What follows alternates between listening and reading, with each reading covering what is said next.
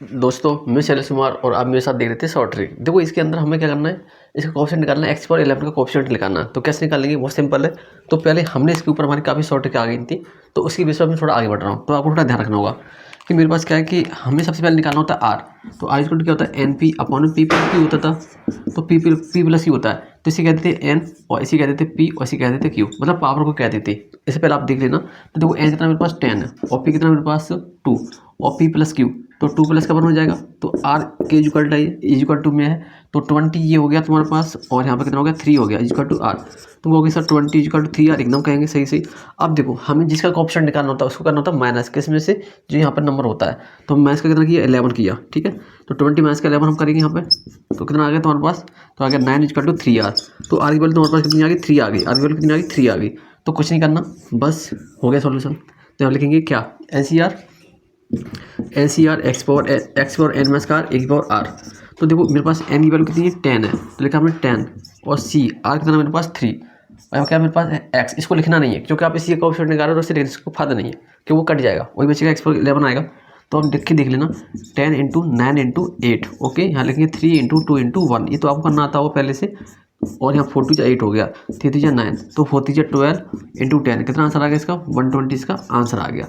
तो आप इस तरह इसे शॉर्टकट से कर सकते थे। अब लिखते हैं इसका अगला question.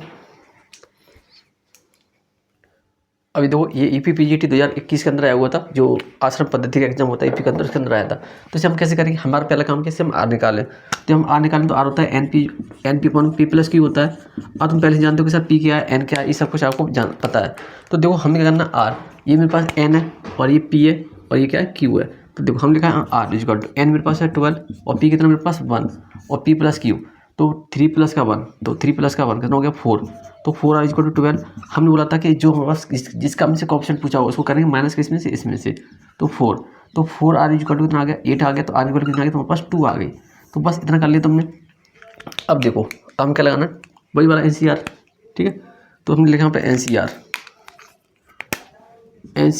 x power n minus का r और एक पावर r लिखना है, ठीक है। NCR मेरे पास n कितना मेरे पास 12, C 2 और x कितना मेरे पास 1/3 पावर कितना है, कितना होता है n माइनस का r है ना, तो n माइनस का r, तो 12 में से 2 गया तो कितना बचेगा, 10 बचेगा। एक पावर r, तो एक पावर r का मतलब मेरे पास है 3, तो 3 में मेरे पास कितना बचेगा, 3 के ऊपर कितना 2 है ना, 2, ओके। अब देखो 12 इंटू 11, यहाँ का 2 इंटू 1, ओके। अब मैं 1/3 पावर कितना तुम्हारे पास 10 है, और यहाँ कितना कम होगा, 3/2 कम होगा। तो यहाँ पर कितना आ गया 6 आ गया, तो यहाँ पे 66 हो गया इंटू। अब देखो यहाँ पे 2 कम करना है, 2 कट जाएंगे ना, तो 3 पावर कितना बचेगा, 8 बचेगा, तो 8, ओके। तो क्या आंसर आ गया तुम्हारे पास 66 इंटू अपॉन में 3 पावर 8। कौन सा इसका आंसर था, इसका आंसर पहला वाला ही आंसर था। तो देखो अगर आपको ऐसी शॉर्ट ट्रिक देखना है तो इसी चैनल के ऊपर एक 2 प्लेलिस्ट है, पार्ट 1 और पार्ट 2 के नाम से, उनके अंदर 120 शॉर्ट ट्रिक अपलोड है और आगे भी इसमें अपलोड हो रही हैं। तो आप उनसे ध्यान से देखें और समझें और अपने क्वेश्चन पर शॉर्ट ट्रिक अप्लाई करना शुरू कर दें। अब मिलते हैं आपको नेक्स्ट वीडियो के अंदर।